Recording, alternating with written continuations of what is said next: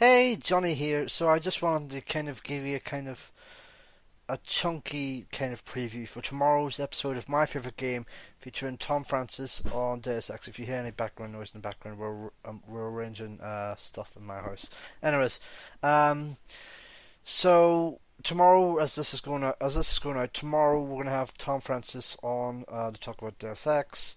If you know of Tom's previous work from PC Gamer, you'll know how much he loves Deus Ex. Not just Deus Ex 1, but more or less the series as a whole, and how much that series has influenced him now as a games developer, making Gunpoint and Heat Signature.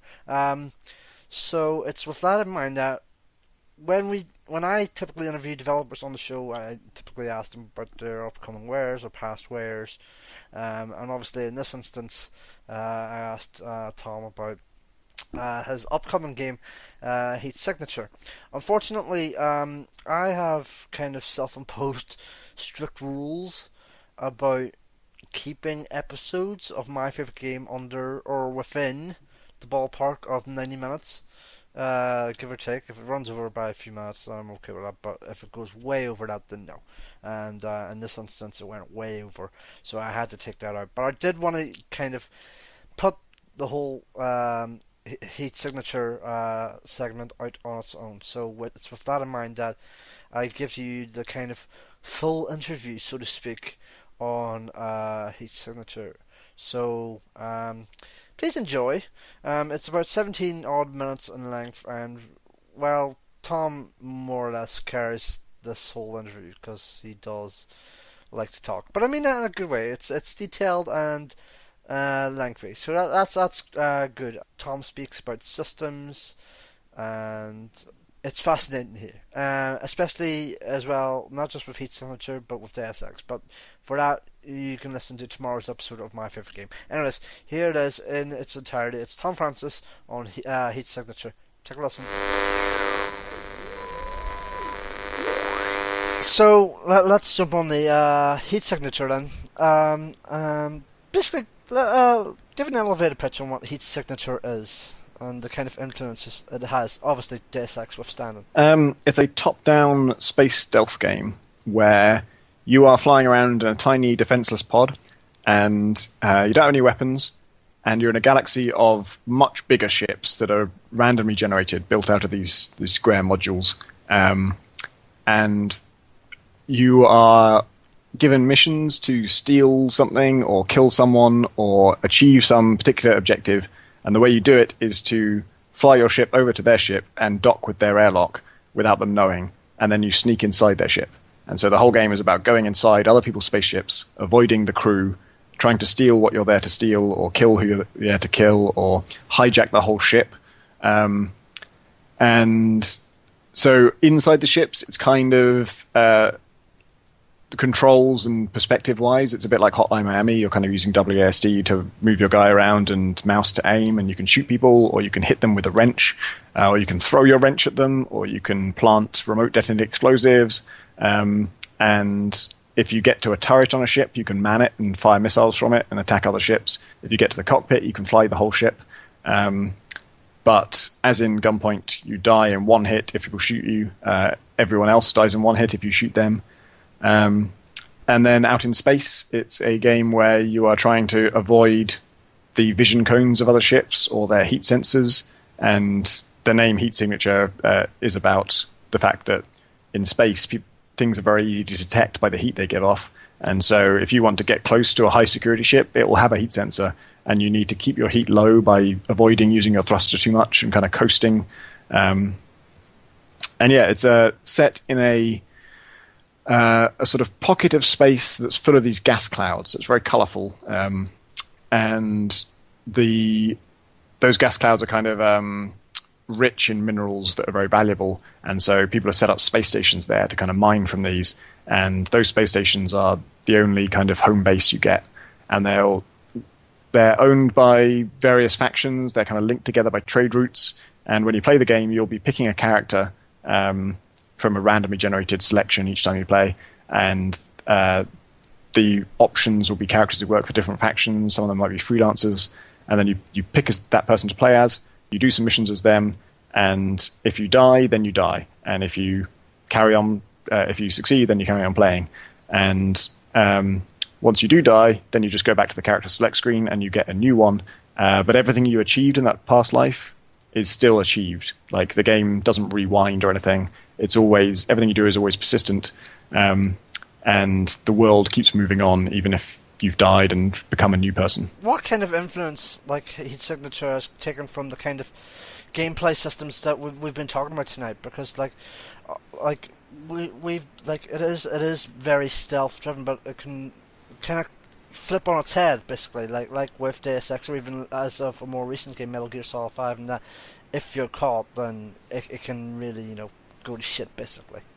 Yeah, those influences are kind of things that I'm trying to put in now. I don't think they're in there very much right now. The sudden death aspect is in there, but it's not much of a stealth game yet, because the guns make noise and people respond to that, but nothing else makes noise. So you can throw a wrench around, clang around the ship, and no one hears that.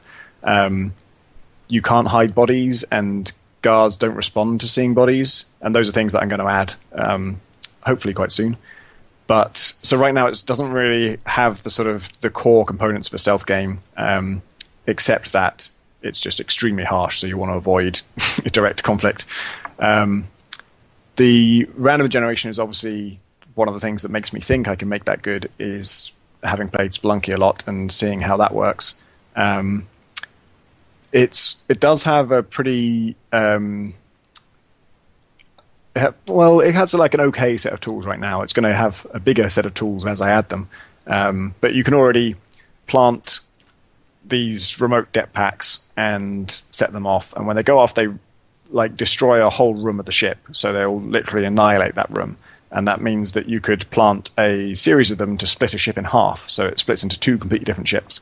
And you could, if your objective is behind a locked door, you can plant an explosive to blow off a different room, so that wing of the ship just drifts off into space by itself, and you can blow up the room that has the locked door in it, so that it's just venting into space, and then your objective will be shot out into space. Then you've got to chase it down and eject yourself to kind of go out and pick it up. The hope is that by giving you these few basic ingredients of spaceships that you can go inside, items that you can throw around, explosives that you can detonate, weapons that work like weapons do, you can combine those in interesting ways and come up with interesting solutions to your problems. And because it's randomly generated, I'm hoping that those problems will vary a lot in terms of difficulty. So you'll come across a situation where, instead of sitting there and thinking, what did the designer want me to do here? What is the solution to this puzzle? You're sitting there thinking, is it even possible to solve this? And how the hell am I going to do it? And do I need to go away and get something else to solve this? Because pretty much everything is solvable, but sometimes it's not solvable with what you have right now. So you might need, as an example of a locked door that you can't open, you either need to go and find the keycard for that, or you need to find some bypass tools to get past it, like in Deus Ex, or you need to find some explosives that can blow up that whole module so that it's not even a problem anymore. So that's very much inspired by Deus Ex, and all of these games we've been talking about are all about consistent rules and elements that can interact with each other. Spelunky for random generation, and also Spelunky also for things like the fact that you can throw anything that's in your hands. You can right click to throw it, and when it hits something, it will have the appropriate effect. Everything's a general rule rather than a special case. And so weird things emerge. Like, something I didn't really think about was that, if you blow up part of a ship, it's exposed to space, so all the air rushes out. When all the air rushes out, you're pulled along with it.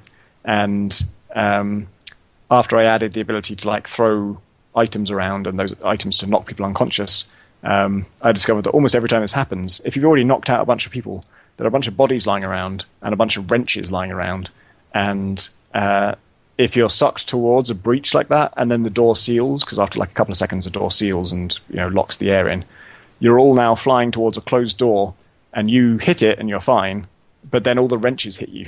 And so after you've after you're safe and you're inside the ship, you just get knocked unconscious by a series of flying wrenches. You mentioned Procedural Generation there, and the Spelunky influence, so to speak. Like talk about that with his signature, and like I remember reading a piece, an interview you did with Tom Bramwell while he was still at Eurogamer, and how Gunpoint, how you wanted to have kind of procedural generation within Gunpoint, but you were just kind of afraid in having that on because you didn't really know what you were doing with it at the time. Yeah, I always thought they would be too hard, and I wanted to keep my scope fairly simple for that game because it was my first game.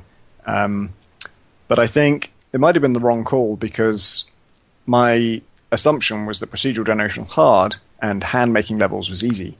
And I was right about procedural generation being hard, but hand-making levels is not easy. That's also incredibly hard and massively time-consuming too. And it adds time to everything, so it's not just the time to build it, it's the time to test it. And getting other people to test it, to find out whether the levels are any good. And then every time I did a test for Gunpoint, I ended up scrapping the worst level and scrapping the level that people hated the most and looking at the level that they liked the most and trying to make a level more in that vein. And so that went through several cycles of that. And that takes time. And then, once you know what's wrong with the level and you build a new version of the level to fix that, now you've got to test that version because that version might not work.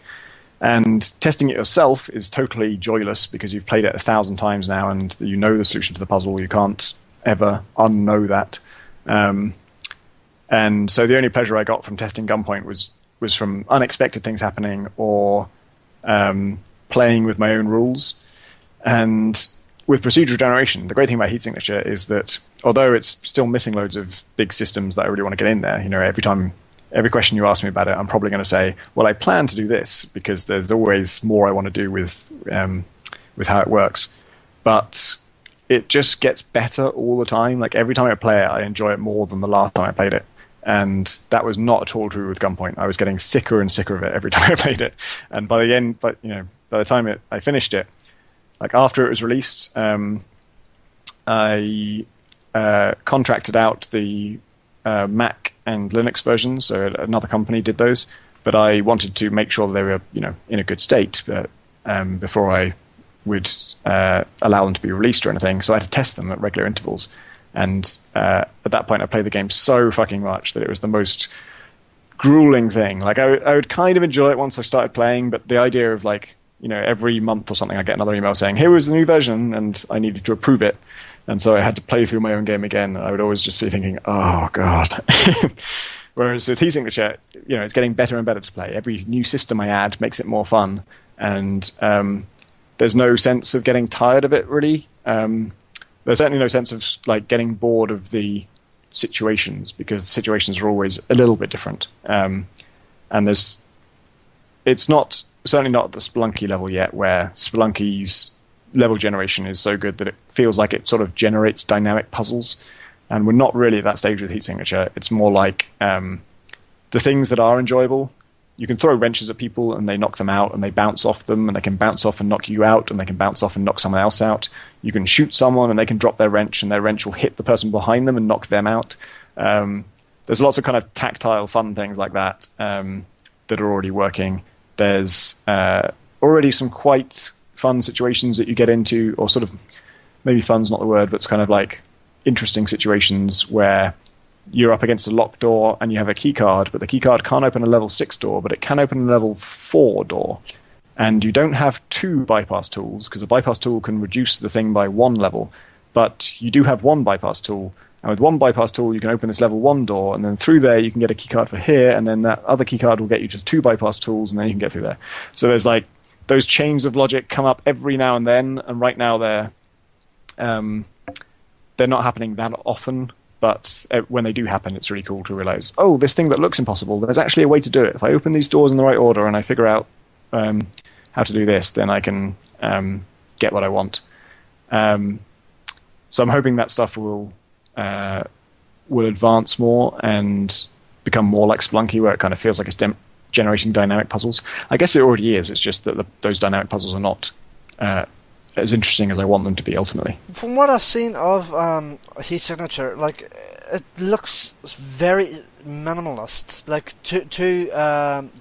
like it really does look very minimalist. Was that intentional? I Like, don't think so. I mean, I guess so. I really hate visual clutter, so I particularly hate interface elements that don't strictly have to be there, and anything that's on screen that doesn't have to be on screen, I want to get rid of. And so I also really like things to be as natural as possible. So if there's a way to do something without adding more interface, I'll try and do that. So, in theory, most of the time that you're playing Heat Signature, it should look like you've got the HUD turned off, because you don't have a health bar, you don't have many things that I need to make you persistently aware of. So that's kind of intentional. I like things to be... The ideal is that a screenshot of the game looks like, a piece of artwork, and that there's nothing on there that looks like it's just there to be informative.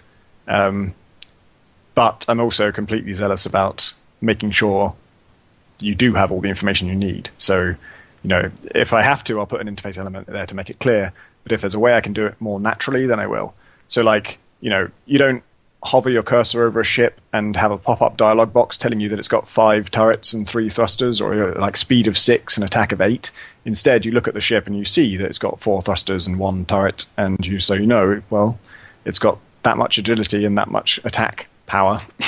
And again, that's also not it's never abstracted, it's never a stat, it's never a number that just goes up or down. It's always, if it has 1 missile launcher, that means it can fire 1 missile at a time, and 1 missile destroys 1 module, and everything is as naturalistic as possible, so I don't have to tell you the stats, I don't have to tell you the hit points. That even the hit points of a ship, there's no health bar for the ship, it's just got 17 modules or whatever, and when you see it get hit, you'll see one of those modules get destroyed, and now it's only got 16 modules. So you get a pretty immediate visual idea of how many more hits it can take before it's completely destroyed, without any kind of clutter.